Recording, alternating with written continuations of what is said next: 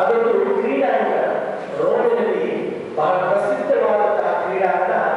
ಆದಿಯ ಕಾಲದಲ್ಲಿ ಯೇಸು ಕ್ರಿಸ್ತರ ಕಾಲದ ನಂತರ ಆ ಸಮಯದಲ್ಲಿ ರೋಮಿನ ಚಕ್ರಾಧಿಪತಿ ಕಟ್ಟಿಸಿದಂತಹ ಒಂದು ಮಹಾ ಸಭಾಂಗಣ, ಒಂದು ಕ್ರೀಡಾಂಗಣ.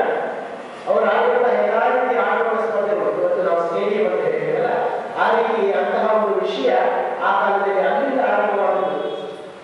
ಆ ಚಕ್ರವರ್ತಿಗೆ ಒಂದು ದಿನ ಒಂದು ಆಸೆ ಬಂದು, ಇಂತಹ ಒಂದು ಕೊಲೋಸಿಯಂ ಅನ್ನುವಂತಹ ಒಂದು ಕ್ರೀಡಾಂಗಣವನ್ನು ನಾವು ಕಟ್ಟಿಸಬೇಕು. ಅಷ್ಟರವರೆಗೆ ಅಂತಹ ಒಂದು ಕ್ರೀಡಾಂಗಣ ಇರಲಿಲ್ಲ. 10,000 ಜನ ಒಟ್ಟು ಸೇರುವಂತಹ ಒಂದು ಕ್ರೀಡಾಂಗಣವನ್ನು ಕಟ್ಟಿಸಬೇಕು. ಯಾವುದೇ ಕಲಾವಿದರನ್ನು ಕಳಿಸಿದ, ಅವನಿಗೆ ಸರಿಗಳಿಸಿದ. ಕೊನೆಗೆ ಅವರು ಸಿಕ್ಕಿದ್ದು ಗ್ರೀಸ್ ದೇಶದ ಒಬ್ಬ ಕಲಾವಿದ. ಈ ಕಲಾವಿದ ಬಂದು ಅವನ ಯೋಚನೆಯ ಪ್ರಕಾರ ಈ ಕ್ರೀಡಾಂಗಣವನ್ನು ಆರಂಭಿಸಿದ. ಕೊನೆಗೂ ಸುಮಾರು ವರ್ಷಗಳ ನಂತರ ಈ ಕ್ರೀಡಾಂಗಣ ಸಂಪೂರ್ಣವಾಯಿತು. ಉದ್ಘಾಟನೆಯ ದಿನ ಚಕ್ರವರ್ತಿಯನ್ನು ಬಂದು ಕುಳಿತಿದ್ದಾನೆ. 10,000 ಜನ ಒಟ್ಟು ಸೇರಿದ್ದಾರೆ ಆ ಕ್ರೀಡಾಂಗಣದಲ್ಲಿ. ಈ ಕಲಾವಿದರನ್ನ ರೋಮಿನ ಚಕ್ರಾಧಿಪತಿ ಪಕ್ಕದಲ್ಲೇ ಕೂಡಿಸಿಕೊಂಡ. ಅವನಿಗೆ ಆದ ದೊಡ್ಡ ಸನ್ಮಾನ. ಚಕ್ರವರ್ತಿ ಜನರಿಗೆ ಹೇಳಿದ, ಇವತ್ತಿನ ಈ ಕ್ರೀಡೆ ಈ ಮಹಾ ಕಲಾವಿದನಿಗೆ ಸಲ್ಲುತ್ತದೆ ಒಂದು ಸನ್ಮಾನವಾಗಿ. ಅವನಿಗೆ ಬೇರೆಯನ್ನ ಕೊಡೋಣ. ಆರಂಭದ ಕ್ರೀಡೆಯನ್ನ ನಾನು ಅವರಿಗೆ ಅರ್ಪಿಸ್ತಾ ಇದ್ದೇನೆ. ಆದ್ದರಿಂದ ಒಂದು ವಿಶೇಷವಾದ ಕ್ರೀಡೆಯನ್ನ ಈ ಕ್ರೀಡಾಂಗಣದಲ್ಲಿಂದು ಆಯೋಜಿಸ್ತಾ ಇದ್ದೇನೆ. ಜನ ಕಾತುರರಾಗಿ ಕಾಯ್ತಾ ಇದ್ದರು, ಏನಾಗ್ತದೆ ಎಂಬುದಾಗಿ. ನೋಡಿದರೆ ಬಹಳಷ್ಟು ಕ್ರೈಸ್ತರನ್ನ ತಂದು, ಕಟ್ಟಿಟ್ಟಂತಹ ಕ್ರೈಸ್ತರನ್ನ ಕೈಗಳನ್ನ ಬಿಚ್ಚಿ ತಂದು ಕ್ರೀಡಾಂಗಣದ ಮಧ್ಯದಲ್ಲಿ ಅಲ್ಲಿ ನಿಲ್ಲಿಸಲಾಗಿತ್ತು. ಜನ ಏನಾಗ್ತದೆ ರೋಮಿಸ್ಗಳಲ್ಲಿ ಹಸಿದ ಹೆಬ್ಬುಲಿಗಳಿಂದ ಅವರ ಮಧ್ಯೆ ಬಿಡಲಾಗಿದೆ. ಸುಮಾರು ದಿನ ಹಸಿವೆಯಿಂದ ಇಟ್ಟಂತಹ ಹೆಬ್ಬುಲಿಗಳು ಆ ಜನರ ಮೇಲೆ ಎರಗಿ ಆ ಕ್ರೈಸ್ತರನ್ನ ಕಚ್ಚಿ ಕೊಚ್ಚಿ ಹಿಂಸೆ ಮಾಡಿ ಹಿಂದುತ್ತಿರುವ ಸಂದರ್ಭದಲ್ಲಿ ಎಲ್ಲ ಜನರು ಎದ್ದು ನಿಂತು ಚಪ್ಪಾಳೆ ತಟ್ಟಿ ಕೇಕೆ ಹಾಕಿ ನಗುತ್ತಿದ್ದಾರೆ, ಸಂತೋಷವನ್ನು ವ್ಯಕ್ತಪಡಿಸ್ತಾ ಇದ್ದಾರೆ. ಆ ಕ್ರೈಸ್ತರು ಬೆಳವಣಿಗೆಯಾಗಿ ಜೀವನ ಉಳಿಸಿಕೊಳ್ಳುವಂತಹ ಯತ್ನ ಮಾಡುತ್ತಿದ್ದಾರೆ. ರಕ್ತ ಚಿಮ್ಮೆ ಹರಿಯುತ್ತಾ ಇರುತ್ತದೆ, ಮಾಂಸದ ತುಂಡುಗಳು ಕಿತ್ತು ಹೋಗ್ತಾ ಇವೆ. ಜನರಿಗೆ ಸಂತೋಷ. ಚಕ್ರವರ್ತಿಯು ಚಪ್ಪಾಳೆ ತಟ್ಟುತ್ತಿದ್ದಾರೆ, ಎಲ್ಲಾ ಜನರು ಚಪ್ಪಾಳೆ ತಟ್ಟುತ್ತಾ ಇದ್ದಾರೆ. ಹುಲಿಗಳು ಆ ಜನರನ್ನ ತಿಂದು ಮುಗಿಸಿ ಅಲ್ಲಿ ಮತ್ತೆ ಒಂದು ನಿಲ್ಲುವಾಗ ಇನ್ನೂ ಯಾರು ಇದ್ದಾರೋ ಅಂತ ಕೇಳುವಾಗ ಚಕ್ರವರ್ತಿ ಎದ್ದು ನಿಂತು ಕೇಳುತ್ತಾರೆ, ಕ್ರೈಸ್ತರು ಎನಿಸಿಕೊಳ್ಳುವರು, ಇನ್ನೂ ಯಾರಾದರೂ ನಿಮ್ಮ ಮಧ್ಯದಲ್ಲಿ ಇದ್ದಾರೋ? ಜನ ಸ್ತಬ್ಧವಾಗುತ್ತಾರೆ. ಆ ನೀಡುವ ನಿಶ್ಶಬ್ದತೆಯಲ್ಲಿ ಪಕ್ಕದಲ್ಲಿ ಕುಳಿತಿದ್ದಂತಹ ಕಲಾವಿದ ಎದ್ದು ಕೇಳುತ್ತಾರೆ, ನಾನು ಒಬ್ಬ ಕ್ರಿಸ್ತರ ಅನುಯಾಯಿ. ಒಂದೇ ಕ್ಷಣ ಅವನನ್ನು ಎತ್ತಿ ಹೆಬ್ಬುಲಿಗಳ ನಡುವೆ ಎಸೆಯಲಾಗುತ್ತದೆ. ಕಿತ್ತು ಅವನನ್ನ ಸಿಡಿದು ಹಾಕಿ ತಿನ್ನುತ್ತದೆ. ನನ್ನ ಪ್ರೀತಿಯ ಸಹೋದರ ಸಹೋದರಿಯರೇ, ಇನ್ನು ನಾವು ಮಾಡುವಂತಹ ಧ್ಯಾನ ವಿಶ್ವಾಸದ ಬಗ್ಗೆ. ಯಾವ ವಿಶ್ವಾಸದ ಬಗ್ಗೆ? ಪಕ್ಕದ ಮನೆಯ ವಿಶ್ವಾಸ ಅಲ್ವಾ? ನಾವು ಸಾಧಾರಣ ಯೋಚನೆ ಮಾಡೋದು ಏನಂದ್ರೆ, ಅವರಿಗೆ ಅವರಿಗೆ ವಿಶ್ವಾಸ ಕಡಿಮೆ ಇದೆ, ಇವ್ರು ಪರವಾಗಿಲ್ಲ ಸಾಧಾರಣ ಯೋಚನೆ ಮಾಡ್ತೀವಿ. ನಾವು ತುಂಬಾ ವಿಶ್ವಾಸ ಇದೆ ನಮ್ಮ ಮನಸ್ಸಲ್ಲಿ. ನಾವು ನಮ್ಮ ವಿಶ್ವಾಸ ಎಲ್ಲಿದೆ, ಎಷ್ಟಿದೆ, ಹೇಗಿದೆ ಎಂಬುದನ್ನ ಅವಲಂಬಿಸುವಂತ ಒಂದು ಚಿಕ್ಕ ಕ್ಷಣ. ನನ್ನ ಪ್ರೀತಿಯ ಸಹೋದರ ಸಹೋದರಿ, ಮತ್ತೊಮ್ಮೆ ಮನಸ್ಸಿಗೆ ತಂದುಕೊಳ್ಳಿ. ಆ ಕಲಾವಿದ ಅಲ್ಲಿ ಕಣ್ಣ ಮುಂದೆ ಕಾಣುತ್ತಿದ್ದಾನೆ. ಕ್ರೈಸ್ತರನ್ನೆಲ್ಲ ಕೊಚ್ಚಿ ಕೊಚ್ಚಿ ತಿಂದು ಹಾಕ್ತಿವೆ ಹೆಬ್ಬುಲಿಗಳು. ಅಲ್ಲಿ ಆತನ ವಿಶ್ವಾಸ ಜಾಗೃತವಾಗುತ್ತದೆ. ತಾನು ನಾಶವಾಗುತ್ತೇನೆ ಎಂದು ಗೊತ್ತಿದ್ದು, ತನಗೆ ಎಂತ ಆಘಾತ ಅಪಾಯ ಕಾಣುತ್ತದೆ ಎಂದು ಗೊತ್ತಿದ್ದು ಕೂಡಲೇ ಎದ್ದು ನಿಂತು ಹೇಳುತ್ತಾನೆ, ನಾನು ಒಬ್ಬ ಕ್ರೈಸ್ತ, ನಾನು ಕ್ರಿಸ್ತರ ಅನುಯಾಯಿ. ತನ್ನ ವಿಶ್ವಾಸವನ್ನು ಬಹಿರಂಗವಾಗಿ ಪ್ರಕಟಪಡಿಸುತ್ತಾನೆ. ಅವನು ಯೋಚಿಸಿದೆ, ಅವನಿಗೆ ಸಿಗುತ್ತದೆ. ಅದು ನಿಜವಾದಂತಹ ವಿಶ್ವಾಸ. ರೀತಿಯ ಸಹೋದರ ಸಹೋದರಿಯರೇ,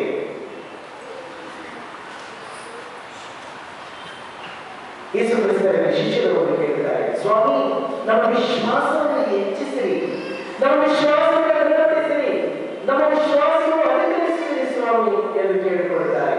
ಜಗತ್ತು ತನಗೆ 16 ಪತ್ರದಲ್ಲಿ ಹೇಳುತ್ತಾರೆ. ವಿಶ್ವಾಸದ ದ್ವಾರ ಎಂಬಂತಹ ದೇಶದ ಪತ್ರದಲ್ಲಿ ಹೇಳುತ್ತಾರೆ, ಯಾರು ದೀಪವನ್ನು ಆರಿಸಲು ಇಷ್ಟಪಡುವುದಿಲ್ಲ, ಯಾರು ಉಪ್ಪು ರುಚಿಯಾಗಿ ಪಾತ್ರೆಯನ್ನು ಆಶಿಸುವುದಿಲ್ಲ, ವಿಶ್ವಾಸದಲ್ಲಿ ಅವಿಶ್ವಾಸದಲ್ಲಿ ಅಥವಾ ಅಲ್ಪ ವಿಶ್ವಾಸದಲ್ಲಿ ಇರದೆ ನಮ್ಮ ವಿಶ್ವಾಸ ದೃಢವಾಗಿದ್ದು ಅದನ್ನು ಮತ್ತೊಬ್ಬರ ಮುಂದೆ ನಾವು ಪ್ರದರ್ಶಿಸಬೇಕು. ವಿಶ್ವಾಸ ಅಂದರೆ ಏನು ಎಂಬುದನ್ನು ತಿಳಿದುಕೊಳ್ಳಬೇಕಾದರೆ ಎಫೆಸರಿಗೆ ಬರೆದ ಪತ್ರದ ಅಧ್ಯಾಯ 11 ವಚನ 1 ನಾವು ಓದಬೇಕು. ಅಲ್ಲಿ ಹೇಳಲಾಗಿದೆ, ವಿಶ್ವಾಸ ಎಂಬುದು ನಾವು ಕೇಳಿದ್ದೆಲ್ಲವೂ ಸಿಗುತ್ತದೆ ಎಂಬಂತಹ ಒಂದು ಭರವಸೆ. ನಾವು ಕೇಳಿದ್ದೆಲ್ಲವೂ ಸಿಗುತ್ತದೆ ಎಂಬಂತಹ ಭರವಸೆ ಒಂದು, ಮತ್ತು ನಮ್ಮ ಕಣ್ಣಿಗೆ ಕಾಣದೇ ಇರುವುದೂ ಕೂಡ ನಿಶ್ಚಯವಾದುದು ಎಂಬಂತಹ ಒಂದು ವಿಶೇಷವಾದಂತಹ ನಂಬಿಕೆ. ನಾನು ಬೇಡಿಸಿದಾಗ ಅದು ವಿಶ್ವಾಸ, ಬೇಡಿಸಿ ಸಿಗದೇ ಇದ್ದಾಗಲೂ ಕೂಡ ಅದು ನಿಶ್ಚಯವಾದದ್ದು, ದೇವರಿಗೆ ಸಾಧ್ಯವಿದೆ ಎಂಬುದನ್ನು ನಾವು ಇತರರ ಮುಂದೆ ಪ್ರದರ್ಶಿಸಿ ಹೇಳುತ್ತೇವಲ್ಲ, ಅದು ವಿಶ್ವಾಸ ಎಂದು ಎಫೆಸರಿಗೆ ಬರೆದ ಪತ್ರ ನಮಗೆ ಹೇಳಿದೆ. ಪ್ರೀತಿಯ ಸಹೋದರ ಸಹೋದರಿಯರೇ, ವಿಶ್ವಾಸ ಹೇಗಿದೆ ಎಂದು ತಿಳಿದುಕೊಳ್ಳಲು ಕೆಲವೊಂದು ನಮ್ಮ ಜೀವನದ ಘಟ್ಟಗಳನ್ನು ನೋಡಿಕೊಳ್ಳೋಣ. ಯಾವ ರೀತಿಯಲ್ಲಿ ವಿಶ್ವಾಸ ಇರುತ್ತದೆ? ಮೊದಲನೇದಾಗಿ ನಾವು ನೋಡ್ತೇವೆ ಮುಕ್ತ ವಿಶ್ವಾಸ. ಮುಕ್ತವಿಲ್ಲದ ಮಕ್ಕಳ ನೆನಪು ಬರುತ್ತದೆ ನಮಗೆ. ಮಕ್ಕಳಂತಹ ವಿಶ್ವಾಸ. ಯಾಕೆ ಮುಕ್ತ ಅಂತ ಹೇಳ್ತೇನೆ? ಮುಕ್ತ ಅಂತ ಹೇಳಿದ್ರೆ ಮಕ್ಕಳಿಗೆ ಮಾಡುವುದು. ಹೇಗೆ? ಮಕ್ಕಳು ಇವತ್ತು ಹೇಳಿದ್ದನ್ನ ನಾಳೆ ಮಾಡ್ಕೊಡ್ತಾರೆ, ಇವತ್ತು ಈಗ ಕರ್ಕೊಂಡು ಹೋಗ್ತಾರೆ, ನಾಳೆ ಆ ಕಡೆ ಕರ್ಕೊಂಡು ಹೋದ್ರೆ ಆ ಕಡೆ ಹೋಗ್ತಾರೆ. ಅವರ ಮನಸ್ಸಿನಲ್ಲಿ ವಿಶ್ವಾಸ ಇರುವುದು ಆಳವಾಗಿರುವುದಿಲ್ಲ. ಮಕ್ಕಳಿಗೆ ಏನಾದರೂ ಕೂಡ ಆಳವಾಗಿ ಹೋಗುವುದಿಲ್ಲ. ಹೇಳಿದ್ರೆ ಹೇಳ್ತಾ ಇರಬೇಕು, ನಾಳೆ ಹೇಳಿದ್ರೆ ಅದನ್ನೇ ಕರ್ಕೊಂಡು ಹೋಗ್ತಾರೆ. ಅವರ ವಿಶ್ವಾಸ ಇಂತಹ ಮಕ್ಕಳ ವಿಶ್ವಾಸ ಆಳವಾಗಿರುವಂತಹ ವಿಶ್ವಾಸ. ಇವತ್ತು ಹೇಳ್ತೇವೆ, ನಾಳೆ ಹೊರಟು ಬಿಡ್ತೇವೆ. ಇವತ್ತು ಹೇಳ್ಕೊಟ್ಟಿದ್ದೇನೆ ಹೇಳ್ತೇವೆ, ನಾಳೆ ಮತ್ತೊಮ್ಮೆ ಹೇಳ್ಕೊಡ್ಬೇಕು, ಅವರಿಗೆ ಹೋಗ್ತಾ ಇರ್ತೇವೆ. ನಮ್ಮ ಹಿಂದೆ ಒಬ್ಬ ಸಂವೇದನ ಸಹಪಾಠಿ ನಮ್ಮ ಜೊತೆ ಯಾವಾಗ ಹೋಗ್ತಿರ್ಬೇಕಾದ್ರೆ ಬರ್ತಾ ಇದೆ, ದಾರಿಗೆ ಯಾರು ಸಿಕ್ಕಿದ್ರೆ ಮಾತಾಡ್ತಾ ಇದ್ಕೊಂಡು ಮಾತಾಡೋದು. ನಾವು ಮಾತಾಡ್ತಿರ್ತಿದ್ದ ಈಗ ಅವ್ರ ಜೊತೆ ಅವ್ರು ಕೇಳ್ತೇವೆ, ನನ್ನ ಜೊತೆ ಬರುವಾಗ ಅವ್ರ ಜೊತೆ ಹೋಗ್ತಾ ಇದ್ದೀವಿ. ನಾವಲ್ಲೇ ದಾರಿಗೆ ನಮ್ಮ ವಿಶ್ವಾಸ ಹಲವಾರು ಈ ರೀತಿ ಇರ್ತದೆ. ಇವತ್ತು ಇವರೇಲ್ಲ ಕೇಳಿಸ್ಕೋಬೇಕು, ನಾನು ಇನ್ನೇ ಬಂದು ಏನೋ ಹೇಳಿದ್ರು ಅವರಿಗೆ ಹೋಗ್ಬೇಕು. ಪ್ರೀತಿಯ ಸಹೋದರ ಸಹೋದರಿಯರೇ, ಇದು ತಪ್ಪು ವಿಶ್ವಾಸ. ಎರಡನೇದು ಅಂಧವಿಶ್ವಾಸ, ಮೂಢನಂಬಿಕೆ ಅಂತ ನಾವು ಹೇಳ್ತೇವೆ. ಯಾರು ಏನು ಹೇಳಿದ್ರು ಸರಿ ನಮಗೆ ಹಲವಾರು ಮನುಪೂಜೆಗೆ ಬರ್ತೇವೆ, ಸಂಸ್ಕಾರ ಸ್ವೀಕಾರ ಮಾಡ್ತೇವೆ, ನಾವು ಪ್ರಾರ್ಥನೆ ಮಾಡ್ತೇವೆ. ಆದ್ರೆ ಕಷ್ಟ ಬಂದಾಗ ಮತ್ತೊಬ್ಬರ ಬಳಿಗೆ ಹೋಗ್ತೇವೆ, ಒಂದೇ ಮಂತ್ರವಾಗಿ ಅಥವಾ ಇನ್ನೊಬ್ಬರ ಬಳಿಗೆ ಅಥವಾ ಇನ್ನೊಬ್ಬರು ಯಾರು ದೇವಸ್ಥಾನ ಇನ್ನೆಲ್ಲ ಮಾಡ್ಕೊಂಡು ಹೋಗ್ತಾರೆ, ಅವರಿಗೆ ಹೋಗ್ತೇವೆ. ಕೆಲಸದಲ್ಲಿ ಹೇಳಬೇಕು ಕೆಲವರು ಹೀಗೆ ಮನೆ ತೊಂದರೆ ಆಗ್ತಾ ಇತ್ತು ಸ್ವಾಮಿ, ಅದಕ್ಕೆ ಯಾರು ಯಾರೋ ಮಂತ್ರ ಮಾಡ್ತಾರಂದ್ರೆ ನಮ್ಗೆ ಯೇಸು ಸ್ವಾಮಿ ಹೆಸರು ಯಾರು ಏನ್ ಮಾಡಿದಲ್ವಾ? ಯೇಸು ಸ್ವಾಮಿ ಹೆಸರಿಗೆ ಮಂತ್ರ ಮಾಡಿದ್ರೆ ಕೆಟ್ಟಲ್ಲಿ ಹೊಡ್ಕೊಳ್ತೇವೆ ನಾವು. ಅದು ಮೂಢನಂಬಿಕೆ. ಹಲವಾರು ಯೇಸು ಸ್ವಾಮಿ ಹೆಸರಿಟ್ಟು ನಿಂದೆ ಕೊಟ್ಟರು, ನಾನು ಯೇಸು ಸ್ವಾಮಿ ಹೆಸರಿಟ್ಟು ಮಾಡಿದ್ದೆ. ಯೇಸು ಸ್ವಾಮಿ ಹೆಸರಿಟ್ಟು ಹಳೆ ಎಲ್ಲ ಇಟ್ಕೊಂಡು ಕಪ್ಪಿ ಇಟ್ಕೊಂಡು ಮಾಡಿದ್ದೆ ಸ್ವಾಮಿ. ಮೂಢನಂಬಿಕೆಗಳು, ಅಂಧವಿಶ್ವಾಸ. ಪ್ರೀತಿಯ ಸಹೋದರ ಸಹೋದರಿ, ಯೇಸು ಕ್ರಿಸ್ತನ ಮೇಲೆ ಬಂದು ಆಳವಾದ ಹೃದಯದಲ್ಲಿ ಬೇರಿರುವಂತಹ ವಿಶ್ವಾಸ, ಸಾಸಿವೆ ಕಾಳಿನಷ್ಟು ವಿಶ್ವಾಸ ಅಂತ ಹೇಳಿದ್ರಲ್ಲ, ಆಮೇಲೆ ನೋಡೋಣ. ಅಂತಹ ದೃಢವಾದ ವಿಶ್ವಾಸ. ಯೇಸುವಿನಲ್ಲಿ ಜೀವವಿದೆ, ಯೇಸುವಿನಲ್ಲಿ ಶಕ್ತಿ ಇದೆ, ಯೇಸುವಿನಲ್ಲಿ ನಮಗೆ ಬೇಕಾದೆಲ್ಲವೂ ಸಿಗುತ್ತದೆ. ಸೈತಾನವನ್ನು ಮತವನ್ನು ಓಡಿಸುವ ಶಕ್ತಿ ವಿಶ್ವಾಸದಿಂದ ಇದು ನಂಬುವಂತಹ ಅಚ್ಚರವಾದಂತಹ ದೃಢವಾದಂತಹ ನಂಬಿಕೆ ಅವರಿಂದಲೇ ಹೋಗುವುದು. ಅಂತಹ ವಿಶ್ವಾಸ ಅಂಧವಿಶ್ವಾಸವಲ್ಲ. ಎಷ್ಟೋ ಬಾರಿ ನೋಡ್ತೇವೆ, ಮನೆಗೆ ಸೈತಾನ ಬರ್ತಾನೆ, ದೆವ್ವ ಬರ್ತಾನೆ ಅಂತ ನಿರ್ವಚನ ಅಪರಾಧ ಸರಸ್ ಮಾಡಿ 8 ಜನ ಕೊಟ್ಟಿರ್ತಾರೆ, 25 ರೂಪಾಯಿ ಮಾತು. ಅದು ನಾವು ಬಾಬು ಮುಂದೆ ಇಟ್ಕೊಂಡ್ಬಿಡ್ತೇವೆ, ಅನ್ನೋದೇ ಚಕ್ರ ಅಂತೇಳಿ ಇದೇ ಹೇಳಿದ್ದೇವೆ. ಇನ್ಯಾರು ಏನೇ ಅದನ್ನು ಹೇಳಿದ್ದೇವೆ. ಯಾಕೆ? ದೆವ್ವ ಬರಲಾಗ್ತದೆ. ದೆವ್ವ ನಮ್ಮ ಮನೆಯಲ್ಲಿ ಖಂಡಿತ ಬರಲ್ಲ. ಯಾಕೆ ಹೇಳಿ? ರಾತ್ರಿ ದೆವ್ವ ಹೊರಗಿಂದ ಬರುತ್ತ ಏನಂತೀರಾ? ಏನನ್ಸುತ್ತೆ ನಿಮಗೆ? ರಾತ್ರಿ ಮಲಗಿದಾಗ ದೆವ್ವ ಒಳಗಿಂದ ಹೊರಗಿನ ಮನೆಯಲ್ಲಿ ಬರುತ್ತ ಬರಲಿಲ್ಲ. ಯಾಕೆ? ಇರೋದ್ರಿಂದ ಒಳಗೆ ಬರ್ತವಲ್ಲ, ಇಲ್ಲಿ ಬರಲ್ಲ. ಕ್ರಿಸ್ತನ ವಿಶ್ವಾಸ ಇದ್ದವನಿಗೆ ಬೆಳಕವಾಗಿ ದೃಢವಾಗಿರುವವನಿಗೆ ಅಂಧಕಾರವಿಲ್ಲ, ಸೈತಾನವಿಲ್ಲ, ಯಾವುದರಲ್ಲಿ ನಿಲ್ಲುವುದಿಲ್ಲ. ಅಂಧವಿಶ್ವಾಸ ತಪ್ಪು ವಿಶ್ವಾಸ. ತಪ್ಪು ವಿಶ್ವಾಸ. ನಾನು ನನ್ನಿಂದಲೇ ಎಲ್ಲ ಏನ್ ದೇವರೇ ಮಾಡ್ತಾರೆ ಎಲ್ಲರೂ ಹೇಳ್ತಾ ಇದ್ದಾರೆ ನನಗೆ, ಏನ್ ಸಮಯ ದೇವರು ಅಂತ ಹೇಳ್ತಾ ಇದ್ದೀರಾ? ನನ್ನ ರಕ್ತ ಬಿಸಿ ಆಗಿದೆ, ರಕ್ತ ಮುಗಿದು ಕೆಲಸ ಮಾಡ್ತೀನಿ, ದುಡ್ಡು ತರ್ತೀನಿ, ನಾನು ಮಕ್ಕಳು ಸಾಕ್ತೀನಿ, ಏನು ದೇವರು ಏನ್ ಕೊಡ್ತಾರೆ? ಕೊನೆಗೆ ನಾನು ಹೇಳಿದೆ, ಅಲ್ಲಪ್ಪ ನೀವು ರಕ್ತ ಮುಗಿದು ಕೆಲಸ ಮಾಡಿದೆ, ನಿಮ್ಮ ರಕ್ತ ಬಿಸಿ ಆಗಿರೋದಕ್ಕೆ ಆ ಸ್ವಾಮಿ ಆಶೀರ್ವಾದ ಕೊಡ್ಬೇಕಲ್ಲ, ಪೈಸಾ ಕೊಟ್ಟು ಸರಿ ಇಲ್ಲ. ಕೆಲವು ದಿನಗಳು ಸ್ವಲ್ಪ ಕೆಲವು ಮಾತಾಡ ಆತನಿಗೆ ತಲೆ ಮುಗಿಸ್ತಾರೆ.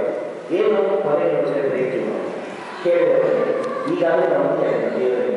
ಪ್ರೀತಿಯ ಸಹೋದರ ಸಹೋದರಿ, ಆತ್ಮವಿಶ್ವಾಸ ಸಲ್ಲದು. ನನ್ನಿಂದ ಎಲ್ಲ ಸಾಧ್ಯ ಇದೆ. ಎಷ್ಟು ದಿನ ನನ್ನಲ್ಲಿ ಶಕ್ತಿ ಇರುತ್ತೆ, ಎಷ್ಟು ದಿನ ನನ್ನಲ್ಲಿ ಹಣ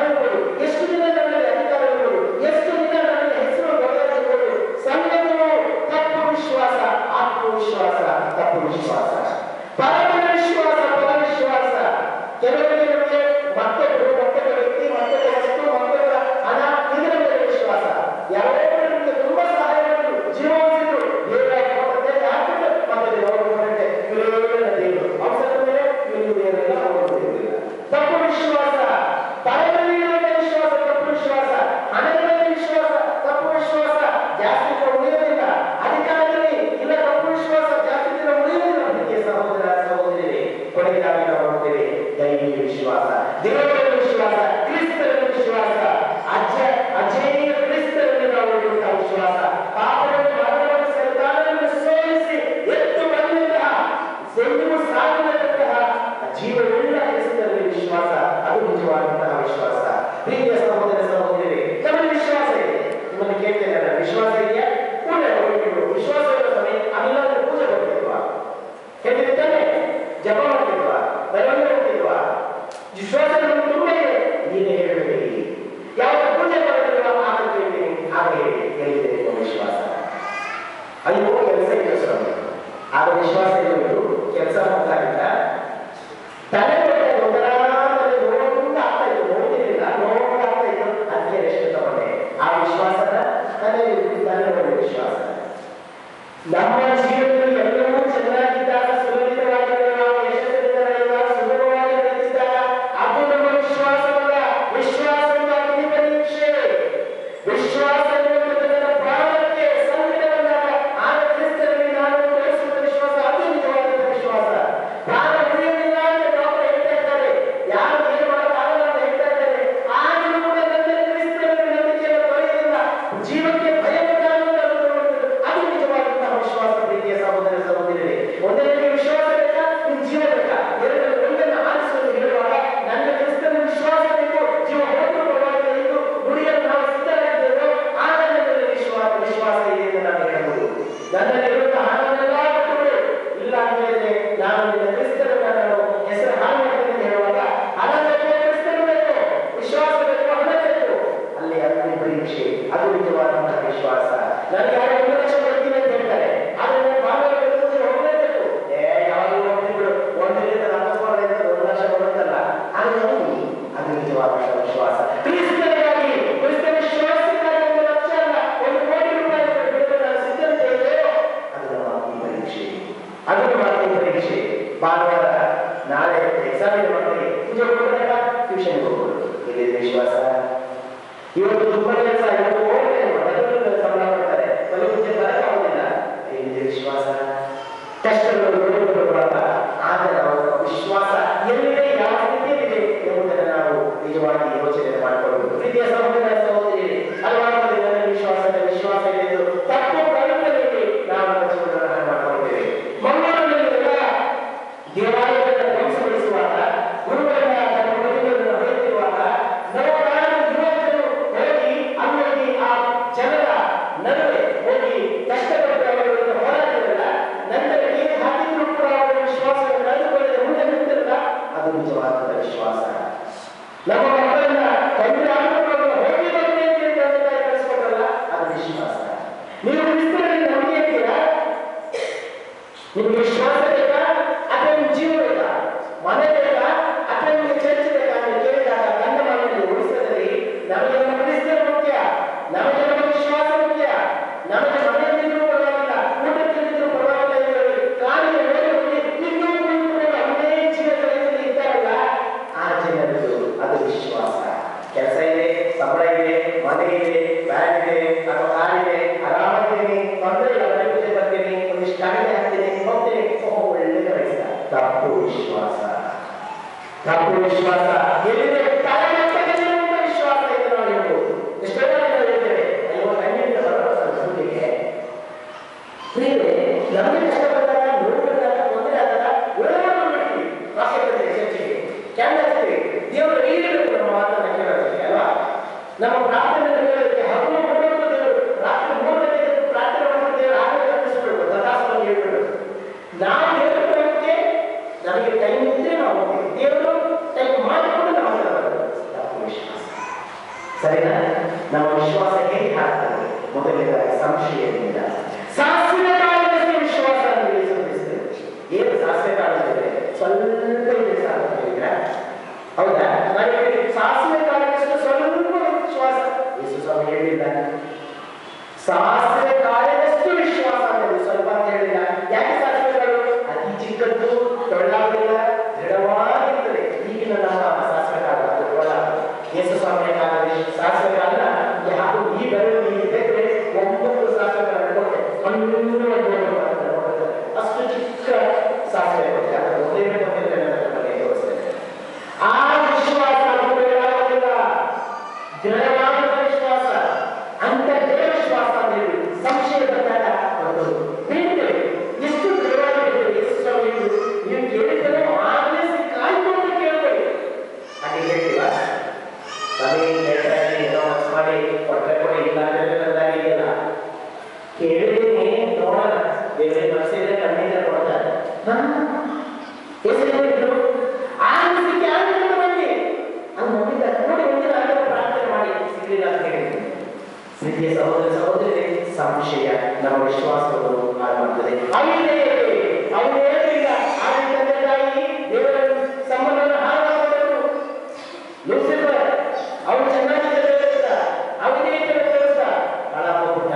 ವಿಶ್ವಾಸ ಹಾಳಾಗೋದು, ಬೆಳೆದಿಲ್ಲ, ಸಿಗಲೇ ಇಲ್ಲ. ಅಹಂಕಾರ ಯೇಸು ಕ್ರಿಸ್ತನಲ್ಲಿ ಲಕ್ಷಣಗಳನ್ನು ಉಳಿಸುವಂತಹ ಆ ವಿಶ್ವಾಸ ನಮಗೆ ಅವನಲ್ಲಿ ಸಿಗಲೇ ಇಲ್ಲ.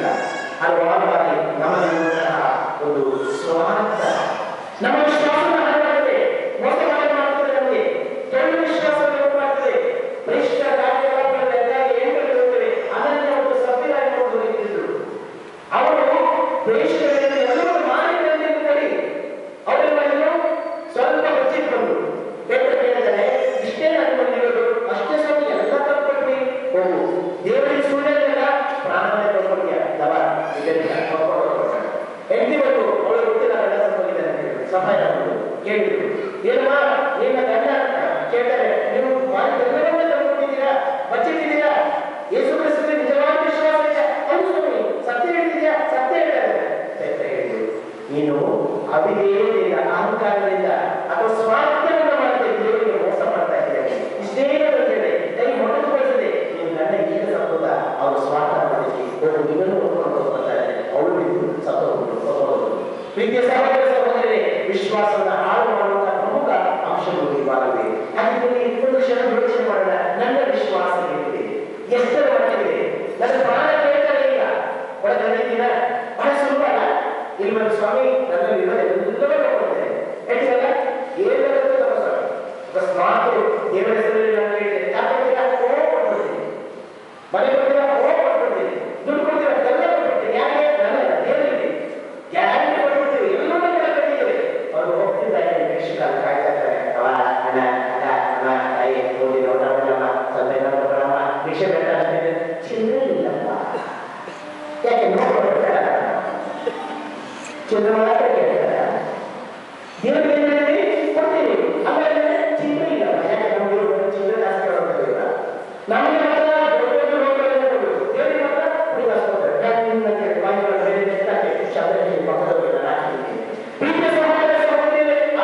ವಿಶ್ವಾಸವಲ್ಲ ಎಷ್ಟರ ಮಟ್ಟಿಗೆ ವಿಶ್ವಾಸ.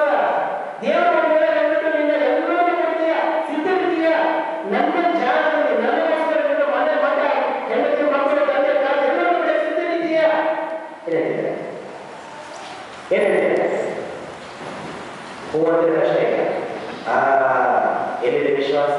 ಯೋಚನೆ ಮಾಡೋಣ, ಅವಲೋಕಿಸೋಣ, ಪರೀಕ್ಷೆಗಳಿಂದ ನಾವು ಕೇಳೋಣ, ಯೋಚನೆ ಮಾಡಬೇಕು. ಹಲವಾರು ಸುಮ್ಮನೆ ಬೇರೆ ಬೇರೆ ಸಿಗಲಿಲ್ಲ ಕೇಳಿದ್ರು ಕೊನೆಯ ದೇವರಿಗೆ ಯಾಕೆ ಸುಮ್ಮನೆ ಸಮಯ ನಾವು ಕೇಳಿದ್ರೆ ನನ್ನ ವಿಶ್ವಾಸ ಏನಿದೆ ದೇವರಿಗಾಗಿ ಎಲ್ಲ ಪ್ರಾಣವನ್ನು ಕೂಡ ಆ ಕಲಾವಿದರಲ್ಲಿ ನೆನಪಿಸ್ಕೊಳ್ಳಿ.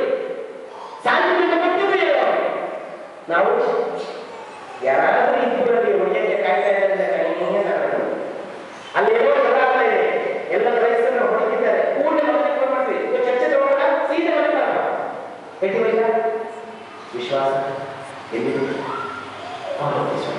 ಪ್ರೇಕ್ಷಕರ ಸ್ವಾಮಿ ನಮ್ಮ ವಿಶ್ವಾಸ